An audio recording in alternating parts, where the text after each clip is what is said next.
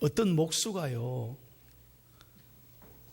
수십 년 그 목수일만 한 아주 능력 있는 사람인데 몇십 년 하다 보니까 이제 지겨워진 거예요.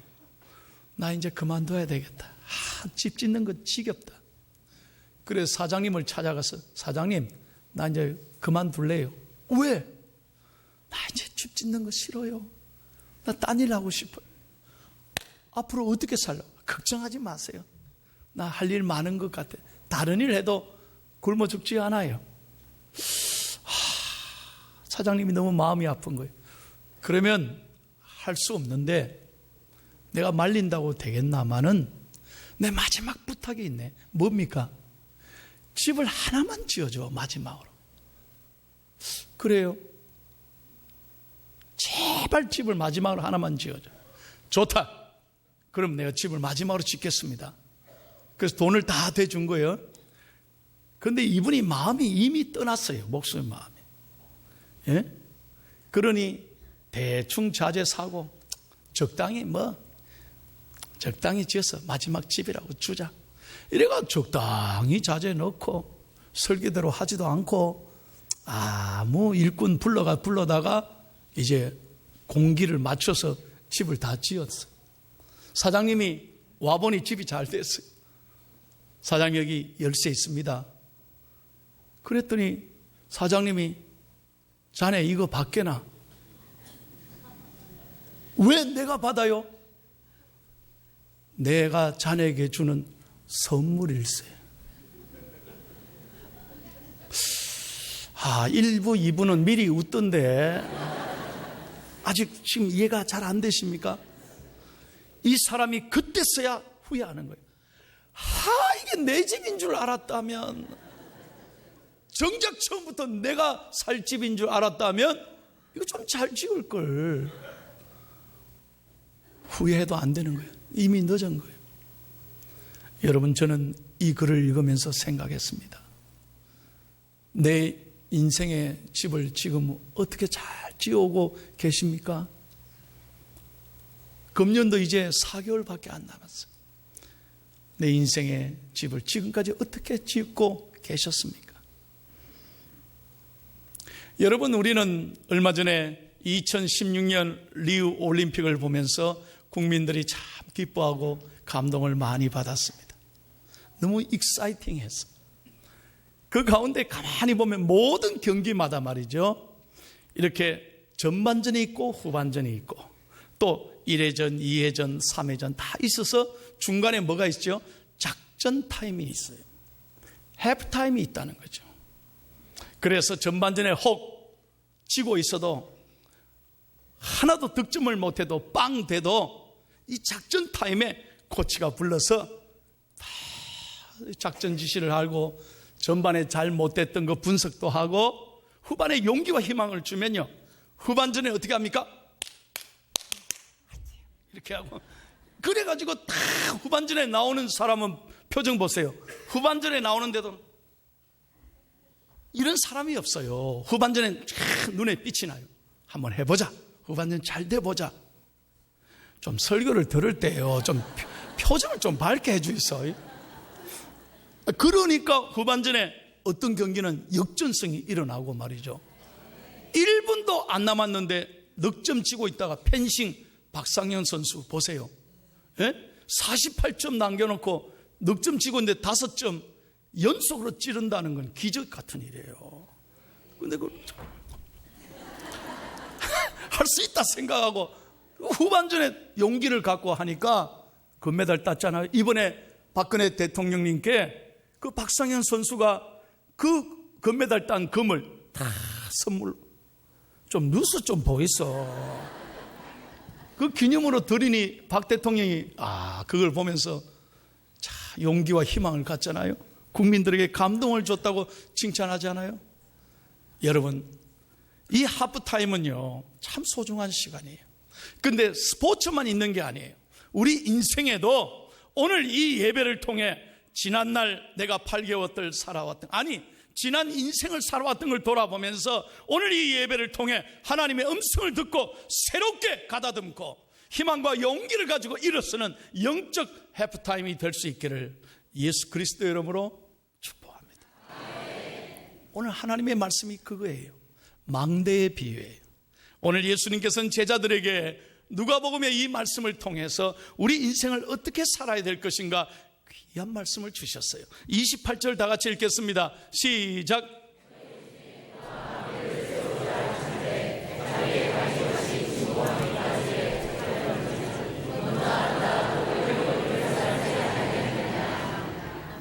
자, 망대를 세우는데 보세요. 정말 그 함부로 아무렇게나 짓는 거 아니잖아요. 다 설계하고 비용 예산 다 계산하고 그래서 계획대로 지어야 되는데 여러분 아무렇게나 딱 시작해놓고 중간에 포기한다면 이 얼마나 사람들에게 웃음거리가 되겠느냐. 그러므로 하나님의 제자들은, 그리스도인들은 자기 인생을 돌아보고 잘 점검하고 준비하고 내일에 대한 아름다운 계획을 잘 세워가야 된다, 이 말씀이죠. 오늘 이 비유를 통해서 오늘 우리 자신을 잘 돌아보고 내가 부족한 게 뭔가, 오늘 나의 문제점이 무엇인가를 돌아보고 하나님의 음성을 듣고 은혜 받고 영적으로 새롭게 일어나는 귀한 시간 될 수 있기를 예수님의 이름으로 축원합니다. 자, 우리 인생의 후반전을 위한 세 가지 영적 원리가 있습니다. 첫 번째 다 같이 읽겠습니다. 시작.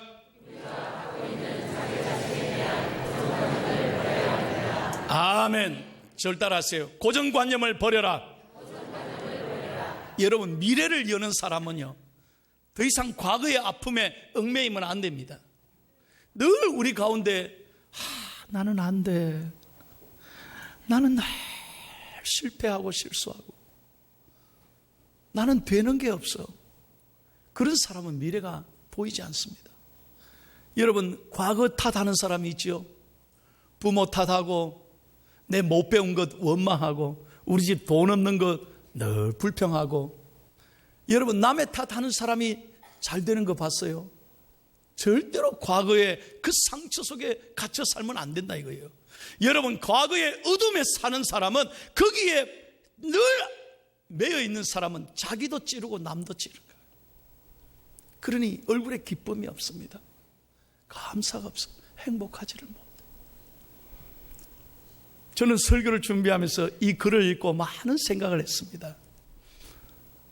어느 날 비행기가 이렇게 붕 떠서 목적지로 가다가 갑자기 고장이 나서 비행기가 흔들흔들 되는 거예요.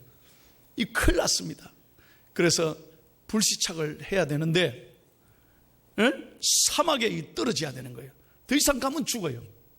그래서 사막에 이제 비상착륙을 해야 되는데 정말로 기적적으로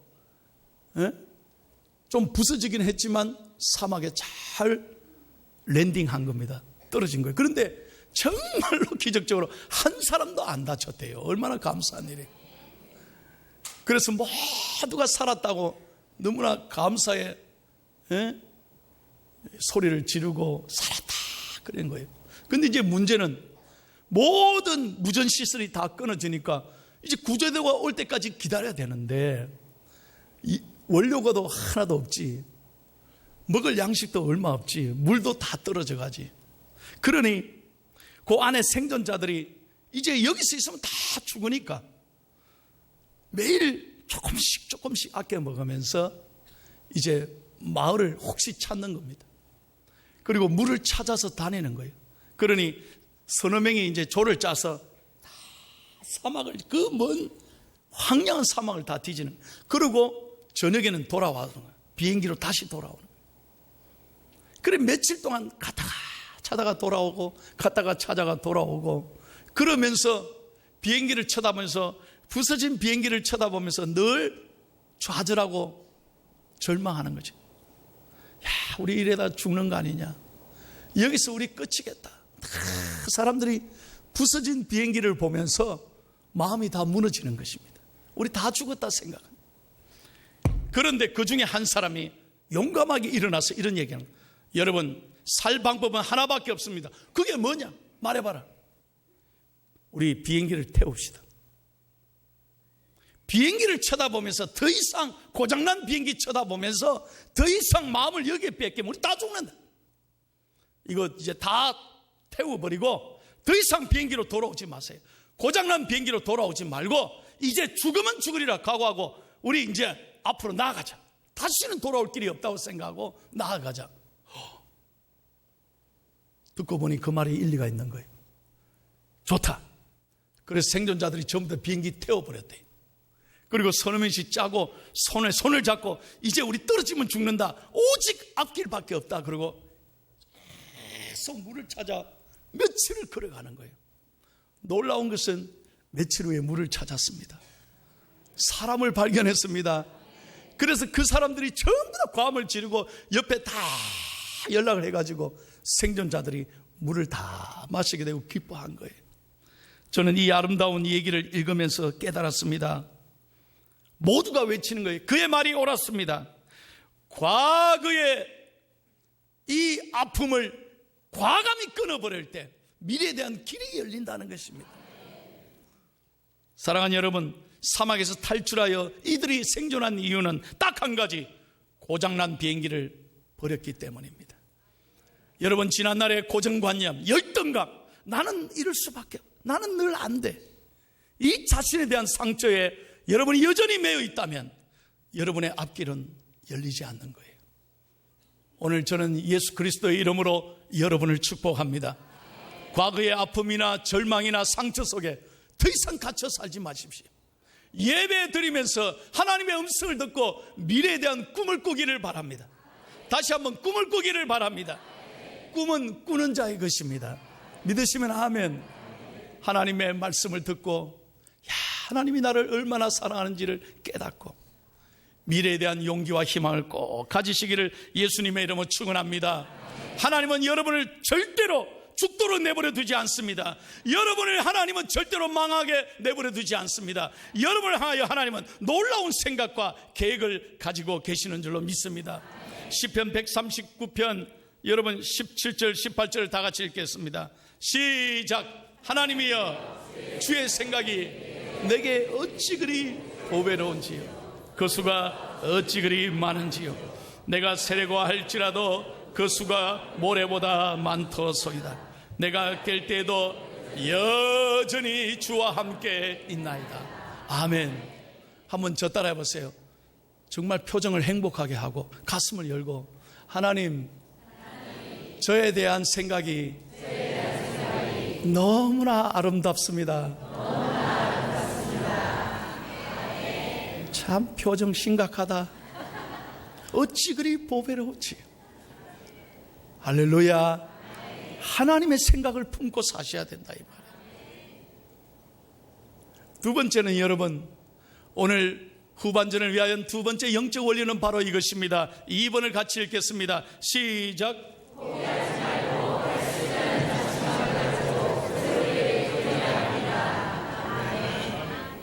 포기하지 말아야 돼요. Never give up.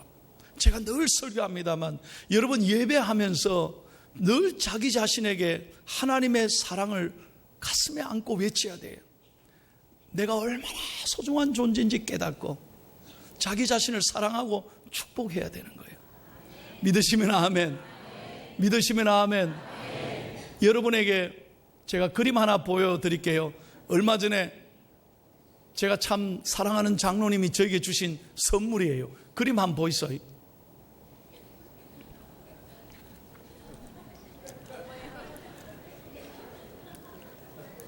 여러분, 이게 지금 미국과 전 세계 인터넷에 유행하는 가장 인기 있는 그림입니다. 누가 그렸는지 알 수 없지만 여러분, 이 잡초가 우승한 호숫가에 황새가 개구리를 잡은 거예요. 개구리가 머리 통째로 황새에 잡혀 있습니다. 끝났습니다, 개구리 인생. 근데 개구리가 어떻게 하고 있습니까? 환심. 여러분, 황새가 그 개구리 삼킬 수 있겠습니까? 그러면서 이 그림의 저자는 Never give up. 포기하지 말라. 밑에 부제를 뭐라고 썼냐? 개구리 한 마리 키우세요. 이렇게 해서. 여러분, 이 그림이 미국과 많은 세계의 사람들에게 지금 경제가 얼마나 어려워요. 얼마나 답답해요. 내 운명의 황새가 나를 삼키려고 나를 붙잡기도 하고, 건강, 물질, 어떤 문제들이 나를 삼키려고 하는데, 여러분, 개구리가 아무리 지 머리가 삼키기 일보 직전이라도 붙잡으니까 황새가 꼼짝 못해요. 얼마나 이 그림이 많은 사람에게 용기와 희망을 주는지 몰라요. 그래서 저도 늘 제 책상 위에 이 그림을 올려놓고 이거 내가 선물 받은 거예요. 이 그림을 더 올려놓고 매일 보면서 내 용기와 희망을 갖자. 할렐루야. 한번 따라합시다. 포기하지 맙시다. 용기와 희망을 가집시다. 믿으시면 아멘. 그렇습니다. 믿음이 뭡니까? 믿음을 머리로 계산하는 게 아닙니다. 하나님의 말씀을 머리로 듣지 마세요. 하나님의 말씀이 내 가슴에 살아있을 때 우리는 희망이 생기고 용기가 생기고, 주님의 손을 붙잡고 일어서면 하나님이 길을 여실 줄로 믿습니다. 세 번째입니다. 다 같이 세 번째 원리를 같이 읽겠습니다. 시작. 예, 후반전을 새롭게 하기 위한 엔진, 가스, 기름이 뭐냐? 영성이에요. spirituality. 영성은 뭐냐? 하나님의 말씀인 것입니다. 여러분, 영성, 하나님의 말씀을 붙잡고 말씀 앞에 나아갈 때 하나님은 우리에게 새 힘을 주실 줄로 믿습니다. 제가 미국 간 지 얼마 안 돼서 일본 중고 자동차를 하나 샀어요. 그런데 운전하다 가다 보니까 이 가스가 달랑달랑 하는 거예요. 미국에서는 그 기름을 가스라고 그래요. 이게 좀 가스를 넣어야 되는데 제 생각에는 이 일을 다 보고 해도 되겠다 싶어서 일을 다 보고 이제 딱 가스 스테이션을 가려고 하는데 차가 그냥 부르 하더니 툭 서버리는 거예요. 와, 황당했습니다. 여러분, 우리나라는요 배달의 민족이잖아요. 전화 한 통이면 막 다 와서 도와주고 다 하는데, 그때 당시 제가 어떻게 해야 될지를 알 수가 없는 거예요. 얼마나 제가 당황했겠습니까? 그때는 영어도 유창하지도 못하고 이거 어떻게 처리해야 될지 모르니까요, 제가 그걸 중립해 놓고요 그냥 막 그걸 밀은 거예요. 가스 대신. 더 창피한 거는 뭐냐? 내가 목사인지 알아볼까 봐. 얼마나 제가 창피했는지 몰라요. 제가 그런 참 아픔이 있었기 때문에 제가 대한민국 와서 운전할 때요, 이 항상 연료판을 쳐다보는 거예요. 한 칸만 딱, 마지막 한 칸만 있어도 가스 넣으러 가자. 나는 그 어려움을 겪었으니까. 우리 목사님들이 목사님 아직 남아있어. 넣고 안전하게 갑시다 그런다니까. 내가 경험해 봤으니까. 여러분, 늘 관심을 거기에 두지 않으면 나중에 큰 낭패를 보는 거예요. 제게 그게 큰 경험이 됐어요. 그리고 깨달은 게 있습니다. 여러분, 늘 운전하실 때 그걸 늘 조심해야 되듯이 자신의 영적 계기판을 늘 들여다봐야 된다. 내가 하나님 앞에 지금 어떻게 살고 있는지. 가스가 중요한 게 아니에요. 내가 지금 하나님 앞에 어떻게 살고 있는지. 후반전의 영성이 우리에게 얼마나 중요합니까? 우리가 세상을 이길 힘은 다른 게 아니에요. 우리의 믿음인 줄로 믿습니다. 믿음은 어디에서 와요? 하나님의 말씀에서 온다니까. 여러분, 이렇게 예배하면서 여러분 말씀을 가까이 하십니까? 한번 설교 들으면 끝이잖아요. 그래서는 안 돼요. 말씀을 사모하고 어렵고 힘들어도 말씀 앞에 나아갈 때 말씀이 우리에게 능력이 되고 소망이 되는 줄로 믿습니다. 어떤 목사님이 주일날 설교를 하시면서 교인들에게 그렇게 말씀했대요. 여러분, 다음 주일에는 제가 설교 제목을 미리 가르쳐 드리겠습니다. 다음 주 설교 제목은 거짓말입니다. 아, 거짓말에 대해 설교하려는구나. 그 다음에 뭐라고 하냐면 여러분들의 꼭 숙제를 내겠습니다. 꼭 해오셔야 됩니다. 알았죠? 예, 아멘. 숙제는 뭐냐면 누가복음 25장을 다 집에서 한 주간 읽고 오는 것입니다. 그래서 숙제를 냈어요. 지금 반응이 별론데 좀 더 들어봐요.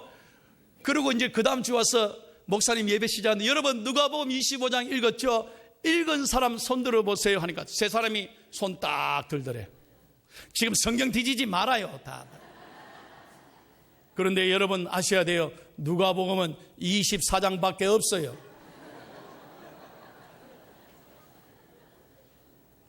뭘 알고나 좀 들으시라고.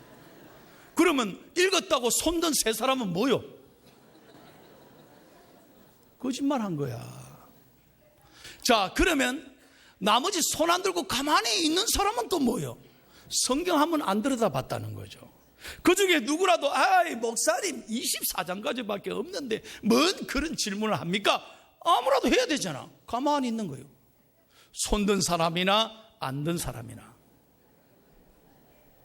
보세요. 성경을 아무리 읽으래도 안 읽는단 말이에요. 사랑하는 여러분, 우리의 새 힘은 오직 하나님의 말씀에 있는 줄로 믿습니다. 말씀 앞에 나갈 때 거기에 희망이 있는 거예요. 저는 우리 중앙회 가족들에게 정말 부탁합니다. 말씀이 능력이고 말씀이 우리에게 승리의 관건이 되는 줄로 믿습니다. 말씀 앞에 나와야 길이 열립니다. 말씀을 붙잡아야 희망이 거기 생기는 거예요.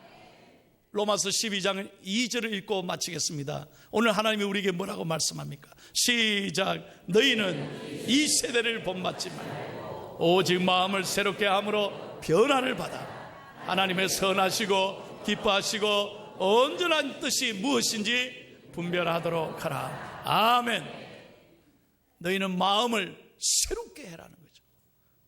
여러분, 지난날의 과거 아픔에 매여 있지 말고 그 상처 속에 늘 갇혀서 여러분 불행하게 살면 안 돼. 하나님의 뜻이 아니에요. 저와 여러분이 하나님 앞에 나아가고 말씀을 늘 붙잡고 믿음으로 일어서서 9월 한 달에는 더 좋은 일이 많이 있기를 바랍니다. 승리하기를 바랍니다. 오직 말씀과 함께 후반전을 더 아름답게 열심히 뛰어서 여러분 후반전에는 역전승의 은혜. 한번 따라합시다. 역전승의 은혜. 아멘. 마지막 역전승의 은혜가 여러분의 인생의 후반전에 늘 함께 하기를 예수님의 이름으로 축원합니다.